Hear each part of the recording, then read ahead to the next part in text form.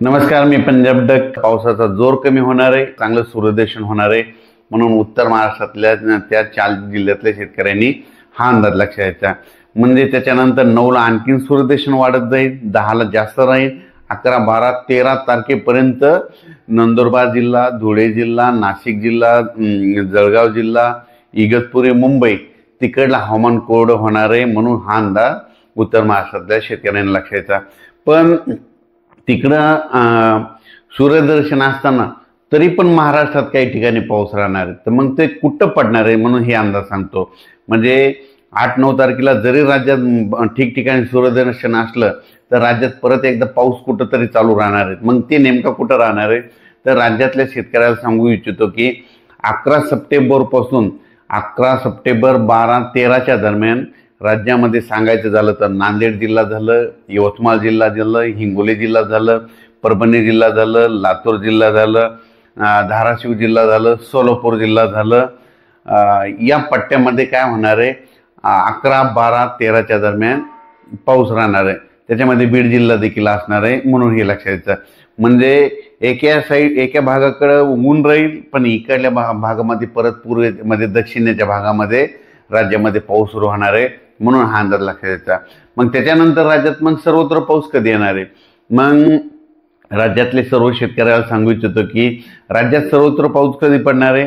मग आपण आधी सांगितलं होतं की शेतकऱ्यांनो तुम्ही 13 तारखेच्या आत म्हणजे 13 सप्टेंबरच्या आत तुम्ही शेतीचे कामे करून घ्या. कारण की 14 तारखेपासून राज्यात 14 तारखेपासून ते 20 तारखेपर्यंत राज्यात दररोज वेगवेगळ्या भागात जोराचा पाऊस पडणार आहे. काही ठिकाणी मुसळधार पडणार आहे, कुठं अतिमुसळधार पडणार आहे, कुठं वाहने पडणार आहे, कुठं रिमझिम पडणार आहे.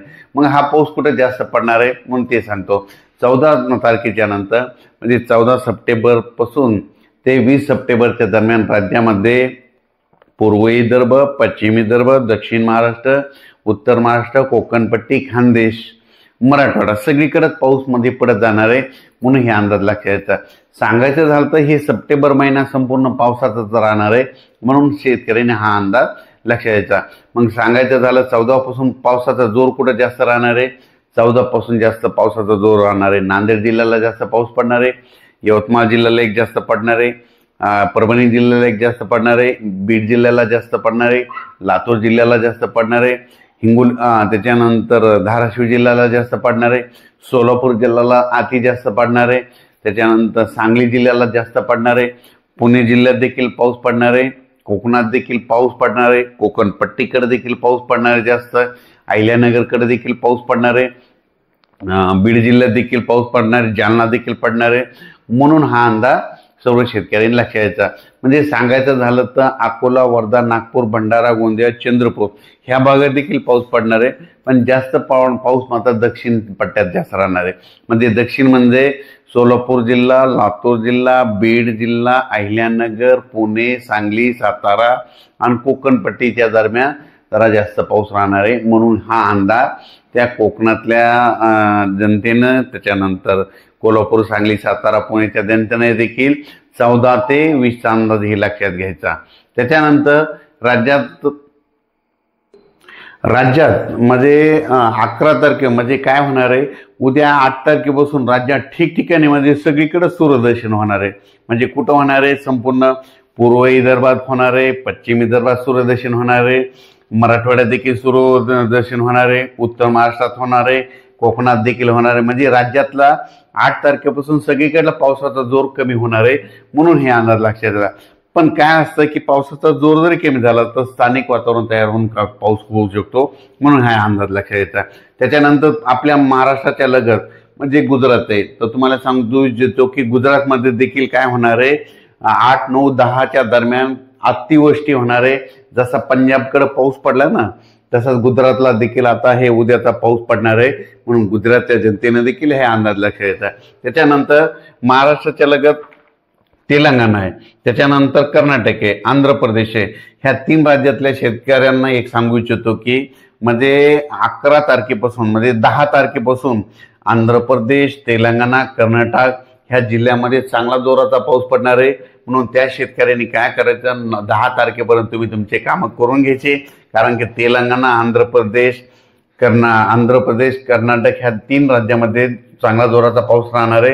ह्या 3 राज्यामध्ये जास्त पाऊस पडत असल्यामुळे 10 तारखेला त्याच्यानंतर त्याच्यामुळे काय होणार आहे, महाराष्ट्राच्या लगत म्हणजे 11 तारखेला नांदेड जिल्हा, त्याच्यानंतर अहमदपूर, उदगीर, धाराशिव, लातूर, नळदुर्ग, सोलापूर, सांगोला, सांगली, जत ह्या पट्ट्यामध्ये काय होणार आहे, 11, 12, 13च्या दरम्यान चांगला जोराचा पाऊस पडणार आहे म्हणून हे अंदाज लक्षात।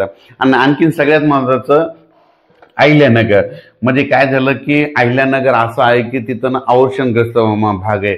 अहिल्यानगरमध्ये कोपरगाव, समजा कोपरगाव, राहता, शिर्डी, नेवासा, श्रीरामपूर ह्या पट्ट्यामध्ये काय झालं, पावसाळ्यामध्ये पडला, फक्त तिथं पिण्याच्या पाण्याचा प्रश्न आहे म्हणून त्या अहिल्यानगरकरांना खास करून आनंदाची बातमी, मी किती दिवसापासून म्हणतो की तुमच्याकडे परतीचा पाऊस चांगला पडणार आहे म्हणून अहिल्यानगरच्या शेतकऱ्याला सांगू इच्छितो की तुम्ही काय करा, आता हे परतीचा जे पाऊस येणार आहे 11 ते 12 तारखेपासून तर तुमच्या अहिल्यानगरकडे खूप पडणार आहे म्हणून तुमच्या पिण्याच्या पाण्याचा प्रश्न मिटणार आहे, विहिरीला देखील पाणी येणार आहे म्हणून हे लक्षात येतं।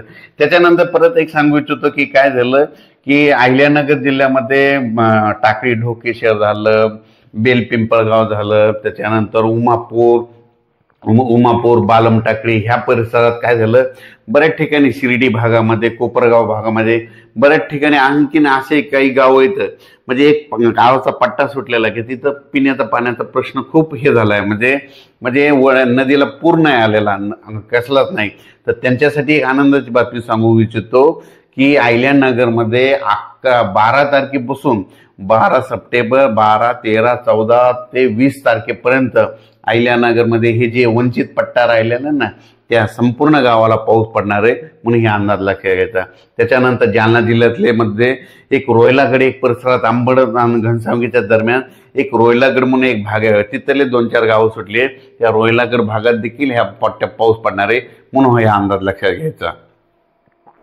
उत्तर महाराष्ट्राकडे उद्या 8 तारखेपासून तर 13 तारखेपर्यंत सूर्यदर्शन येणार आहे म्हणून उत्तर महाराष्ट्राच्या शेतकऱ्यांनी अंदाज लक्षात घ्यायचा। मराठवाड्यामध्ये 10 तारखेपर्यंत सूर्यदर्शन भेटणार आहे म्हणून हा अंदाज लक्षात घ्यायचा।